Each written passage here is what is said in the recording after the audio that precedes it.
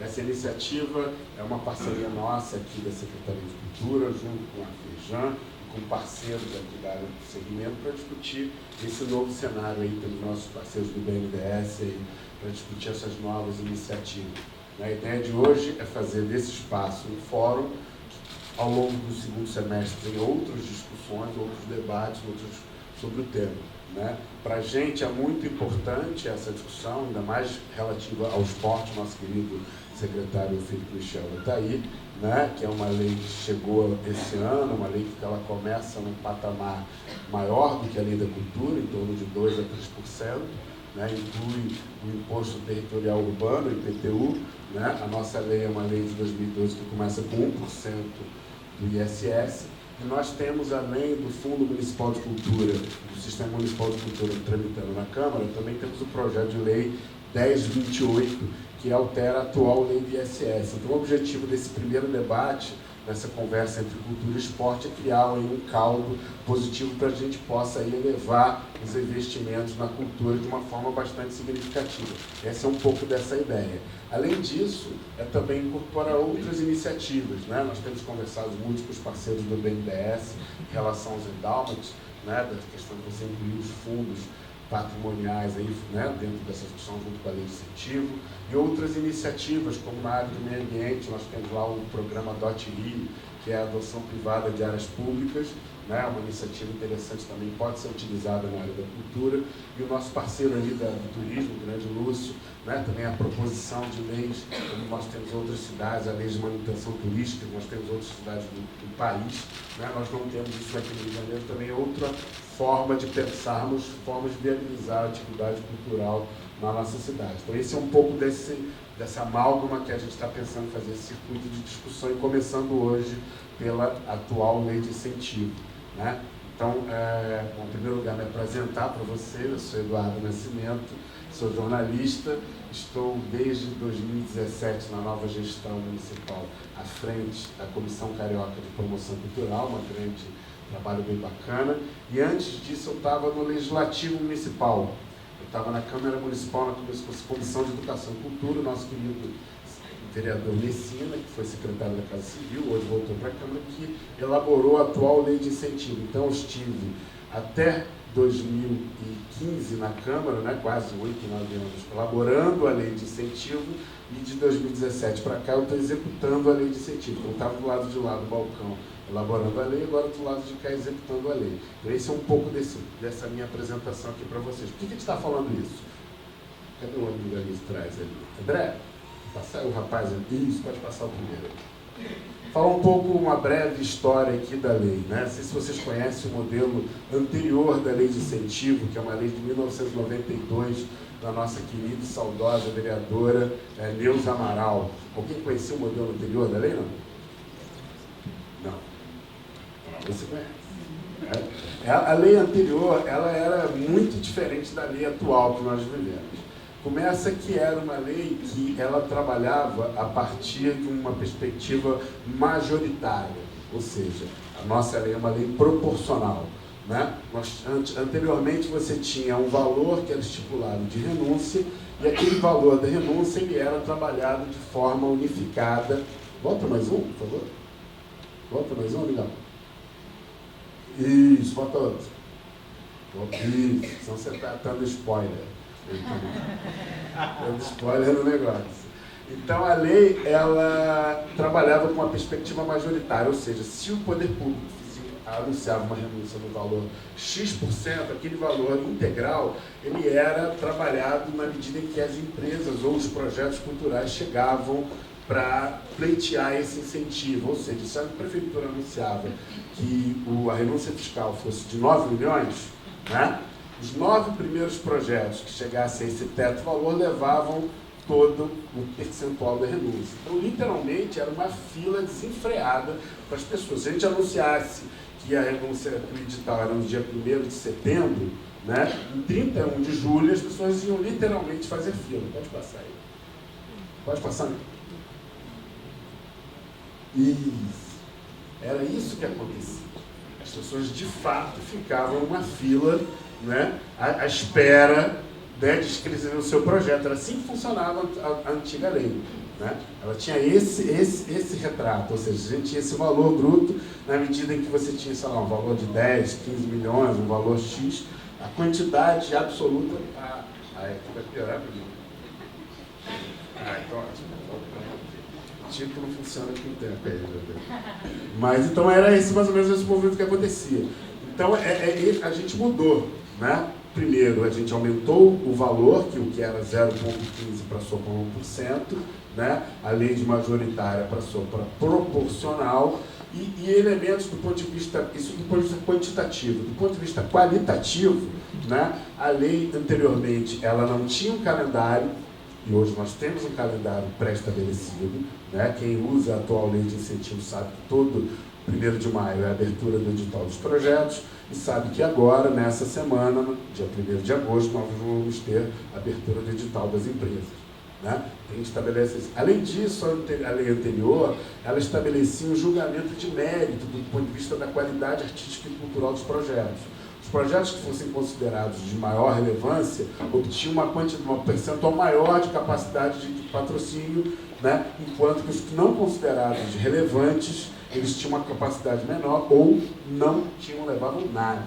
Né? A nossa lei não há esse julgamento de mérito, que sim a capacidade de execução dos projetos. Então, para a gente, a música de câmara e o funk têm o mesmo valor artístico-cultural. A ópera, né, e o forró também têm o mesmo valor artístico-cultural. Então, é uma lei bastante democrática no processo.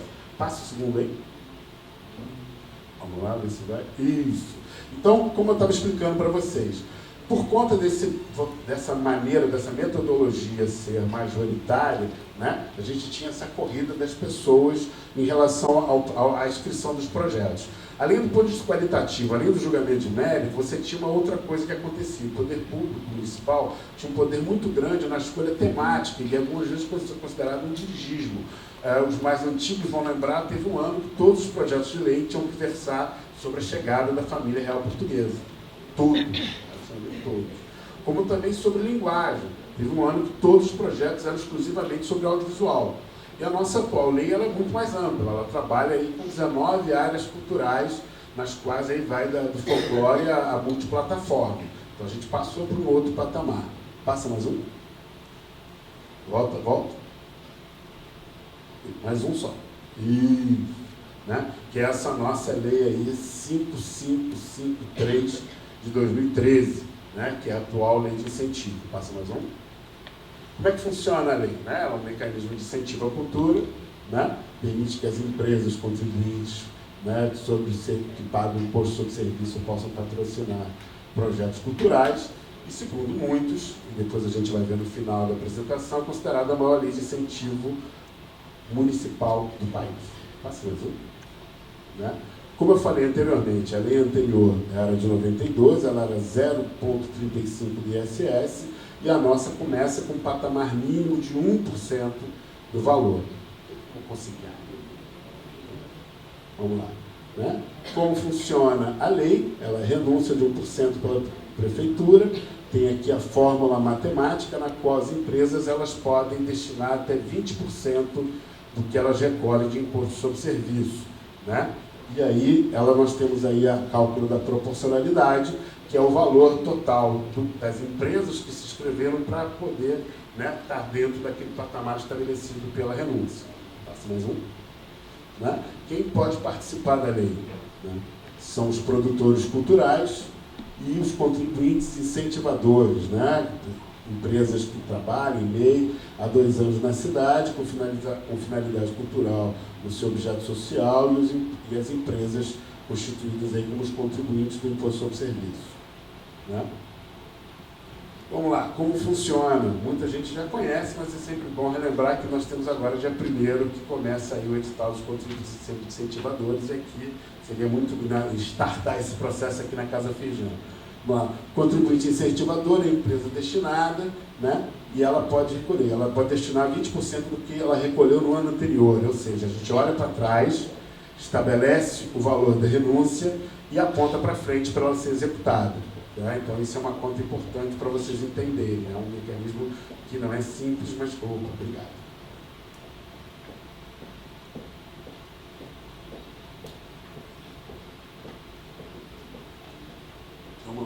E aí o documento, né, que é o DARM, o documento de arrecadação da Receita Municipais, são onde as empresas fazem a destinação do tributo ao longo dos meses. Passa mais um. Como ela funciona?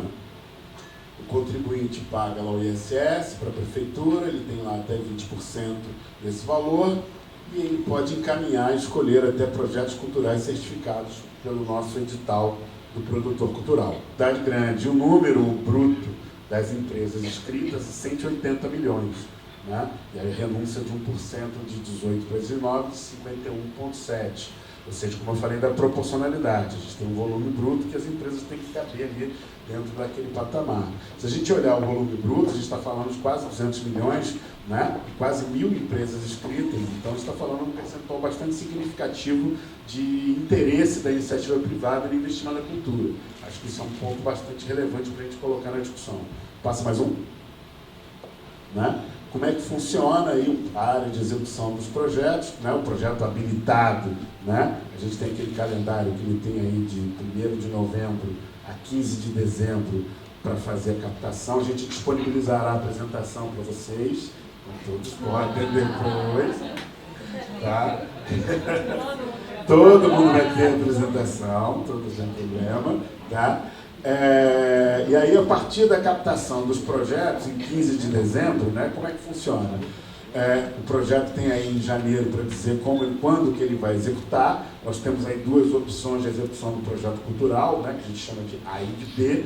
Né? A, quando ele acontece no mesmo ano, ou seja, quando você vai executar o que você captou, ou você segura a sua captação e tenta mais um ano de captação para aumentar o teu projeto, o potencial de patrocínio do seu projeto. Né? E aí tem as fases com as quais os projetos vão acontecer e a execução deles aqui. Né? A gente, a partir de 2018, mudou lá o período, nós temos aí 18 meses de execução, que são 12 meses de execução de projetos e 6 meses de prestação de contas, né? A validade do tempo, e aí das empresas, né? Que elas têm aí, a partir da sua habilitação, de janeiro a dezembro, para o recolhimento, né, do DARM, ou seja, do recolhimento do tributo, para a gente ir fazendo encaminhamento do pagamento dos projetos culturais. No ISS é diferente de outras leis, que o patrocínio ele corre direto da empresa para os projetos. Na lei do ISS ele corre por dentro da prefeitura. Né? As empresas recolhem, a prefeitura repassa os projetos.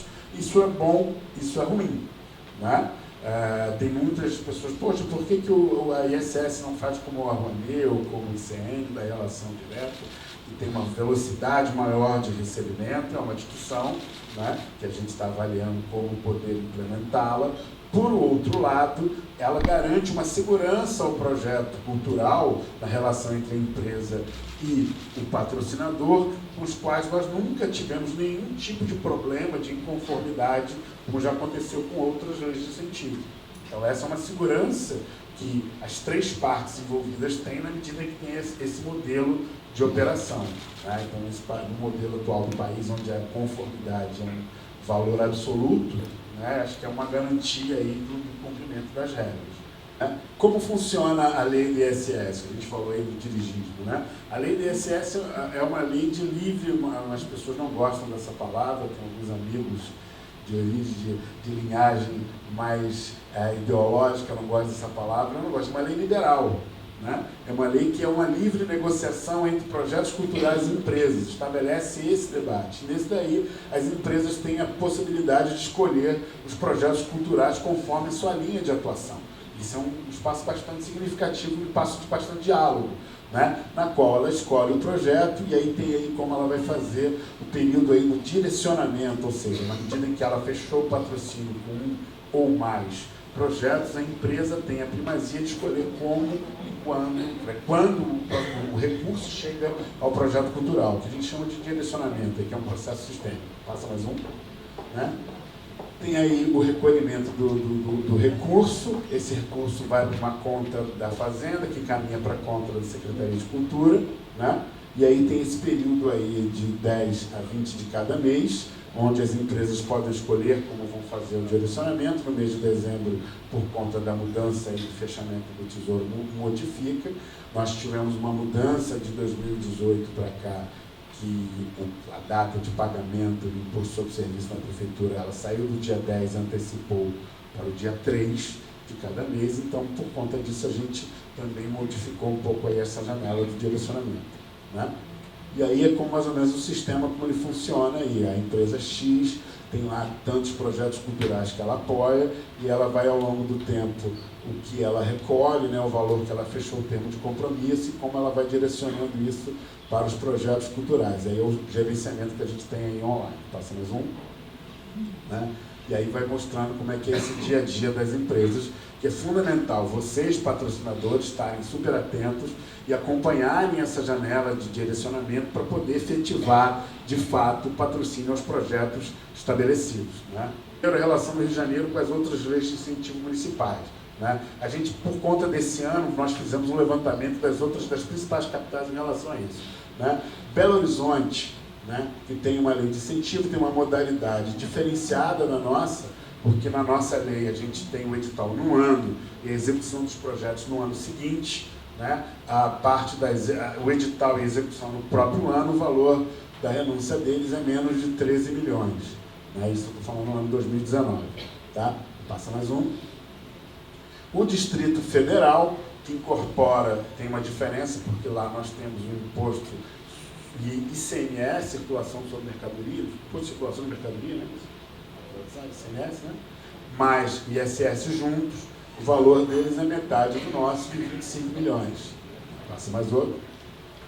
São Paulo, né? Recentemente eles fizeram uma mudança na legislação, né? Superaram a Lei Mendonça, estabeleceram o PROMAC, né? No estado, no ICM é o PROAC, né? Aqui no município é o PROMAC, e o valor deles é de 15 milhões, né? Tem essa diferença. E aí, para concluir, chegamos aqui no Rio de Janeiro. Passa mais um. Rio de Janeiro, 54,7 milhões esse ano é o valor da renúncia fiscal. Nós tivemos um ápice aí em 2016 com a questão da Copa do Mundo, das Olimpíadas, né? De quase 60 milhões, 57,3, depois baixou para 55, ano passado 51,7. Opa, notícia positiva. Curva seta, aponta para cima novamente, a cidade está se recuperando economicamente, né? É um valor, um sinal muito positivo, na medida que a gente explicou no começo, que a lei de incentivo, né, quando a gente estabelece o valor da renúncia no ano de 2019, a gente está olhando a arrecadação do ano passado. Ou seja, então a gente teve uma subida na arrecadação da cidade do Rio de Janeiro e a gente aponta para 2019 esse valor aí de 54,7 milhões para ser executado em 2020, como a gente está vendo aí a maior lei de incentivo do país. Então acho que é um pouco do pacote aí que a gente quer discutir com vocês e está aberto aí. Valeu, muito obrigado.